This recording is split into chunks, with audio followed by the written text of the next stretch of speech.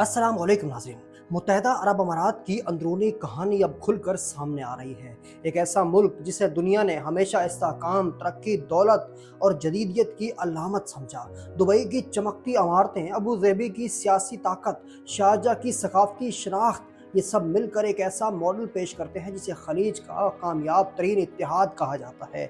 लेकिन अब मगरबी रिपोर्ट्स, जियोपॉलिटिकल तज्जिए और बैनुल अक़वामी मुबस्सिरीन बिल्कुल एक अलग तस्वीर पेश कर रहे हैं। एक ऐसी तस्वीर जिसमें यूएई के अंदर खामोश दरारें अब खतरनाक तकसीम में बदलती नजर आ रही हैं। सवाल यह है, क्या वाकई यूएई के अंदर ताकत की जंग शुरू हो चुकी है? क्या अबू धाबी और दुबई के दरमियान वो एतमाद खत्म हो रहा है जिसने इस फेडरेशन को दहाइयों तक जोड़े रखा? और सबसे अहम सवाल, अगर ये दरारें मजीद गहरी हुई तो क्या मुस्तकबिल में यूएई एक कमजोर तकसीम शुदा रियासत बन सकती है? आज हम इन्हीं सवालात का तफसीली तज्जिया करेंगे। जब 1971 में मुत्तहदा अरब अमारात वजूद में आया तो ये 7 अमारात का एक मुनफरिद इत्तेहाद था। हर अमारात की अपनी शनाख्त थी, अपनी मईशत, अपनी ताकत, लेकिन इस पूरे निज़ाम में एक गैर तहरीरी तवाज़ुन मौजूद था। अबू धाबी सियासत, तेल और सिक्योरिटी का मरकज था।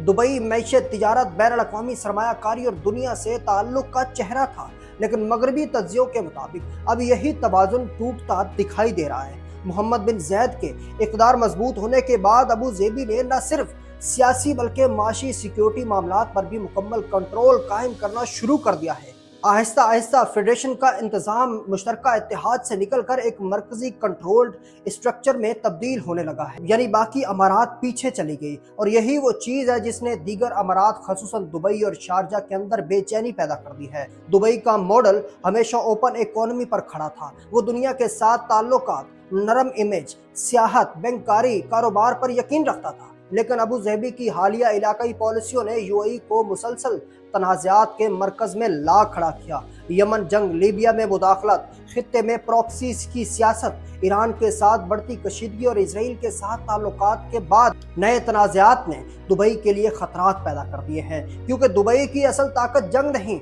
बल्कि इस्तेहकाम का तासुर है। अगर दुनिया को लगने लगे कि यूएई एक खतरनाक या गैर मुस्तहकम बन रहा है तो सरमायाकारी, तिजारत और बैनुल अक़वामी एतमाद मुतासिर हो सकता है।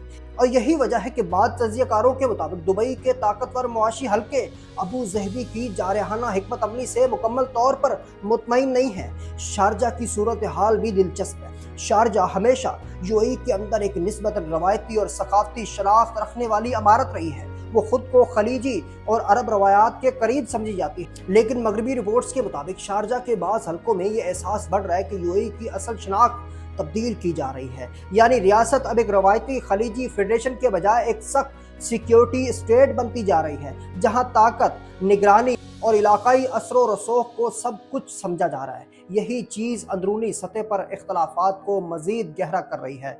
अब यहाँ एक बहुत अहम सवाल पैदा होता है, अगर वाकई इख्तलाफात मौजूद हैं तो फिर वो खुलकर सामने क्यों नहीं आ रहा है? इसकी वजह है यूएई का सियासी निज़ाम। वहाँ इख्तलाफात अवामी सतह पर नहीं लाए जाते। सियासी नज़म इंतहाई सख्त है, मीडिया कंट्रोल्ड है और ताकत का मरकज महदूद हल्कों में मौजूद है। इसीलिए ज़्यादातर इख्तलाफात खामोश मुज़ाहमत की शक्ल में सामने आते हैं। मसलन पॉलिसियों पर गैर अलानिया तहफ़्फ़ुज़ात, इक़्तिसादी फ़ैसलों पर अंदरूनी इख्तलाफात या इलाकाई मामलात में मुख्तलिफ तरजीहात। कुछ तज्जियों में यहाँ तक कहा गया है कि मुस्तकबिल में यूएई 3 मुख्तलिफ रियासतों में किसी एक तरफ जा सकता है। पहला रास्ता, अबू धाबी मजीद सख्त कंट्रोल कायम करेगा, यानी पूरा निज़ाम मुकम्मल तौर पर मरकजियत की तरफ चला जाएगा। तमाम अमारात को सियासी और सिक्योरिटी लिहाज से मुकम्मल ताबे बनाया जाएगा। और दूसरा रास्ता है अमारात के दरमियान खामोश तकसीम। ज़ाहिरी इत्तेहाद कायम रहेगा लेकिन हर अमारात अपने तौर पर अपने मफादात खुद देखेगी। और तीसरा और सबसे खतरनाक इम्कान, फेडरेशन के अंदर इतनी गहरी दरारें पैदा हो सकती हैं कि रियासत कमज़ोर और गैर मुस्तहकम हो सकती है। अभी ये सब इम्कानात हैं, कोई फौरी टूट फूट नज़र नहीं आ रही। अब पहली बार आलमी सियासी हल्के इन इम्कानात पर संजीदगी से गुफ्तगू कर रहे हैं। यहाँ एक और अहम नुक्ता भी समझना ज़रूरी है। यूएई की ताकत सिर्फ तेल नहीं, उसकी ताकत है एतमाद। दुनिया यूएई को इसलिए सरमाया देती है क्योंकि उसे वहाँ इस्तेहकाम नज़र आता है, कारोबारी तहफ़्फ़ुज़ नज़र आता है, पॉलिसी कंटिन्यूटी नज़र आती है।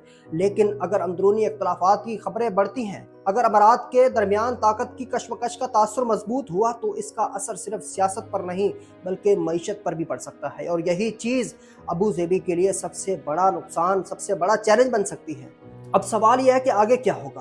کیا UAE واقعی بحران کی طرف جا سکتا ہے یا صرف مغربی مبالغہ آرائی ہے؟ حقیقت شاید ان دونوں کے درمیان کہیں موجود ہے۔ UAE ابھی تک خطے کی مضبوط ترین ریاستوں میں شمار ہوتا ہے۔ اس کے ادارے مضبوط ہیں، معیشت طاقتور ہے اور ریاستی کنٹرول انتہائی منظم ہے۔ لیکن ساتھ ہی یہ بھی حقیقت ہے کہ ہر فیڈریشن صرف طاقت سے نہیں چلتی بلکہ اعتماد کے توازن سے چلتی ہے۔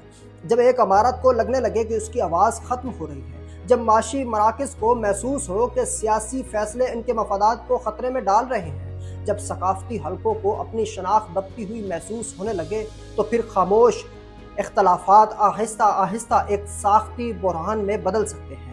اور شاید یہی وہ سب سے اہم نقطہ ہے جو آج UAE کے بارے میں سمجھنے کی ضرورت ہے۔ مسئلہ صرف سیاسی اختلافات کا نہیں بلکہ فیڈریشن کے فلسفے کا ہے۔ کیا UAE ایک مشترکہ اتحاد رہے گا یا مکمل طور پر ایک مرکزی طاقت کے زیر اثر ریاست بن جائے گا؟ کیونکہ جیسے جیسے ابو ظہبی اپنی طاقت مضبوط کر رہا ہے، ویسے ویسے دوسری امارات کے اندر احساس بڑھ رہا ہے کہ وہ صرف نام کے شراکت دار رہ گئے ہیں۔ یہی احساس کسی بھی فیڈریشن کے لیے سب سے خطرناک مرحلہ ہوتا ہے، کیونکہ تاریخ ہمیں بتاتی ہے کہ فیڈریشن صرف طاقت سے نہیں بچتی بلکہ توازن، اعتماد اور مشترکہ مفادات پر قائم رہتی ہیں۔ اور اگر یہی توازن ٹوٹ جائے تو سب سے مضبوط نظر آنے والی ریاستیں بھی اندر سے کمزور ہونا شروع ہو جاتی ہیں۔ اللہ نگہبان، اپنا خیال۔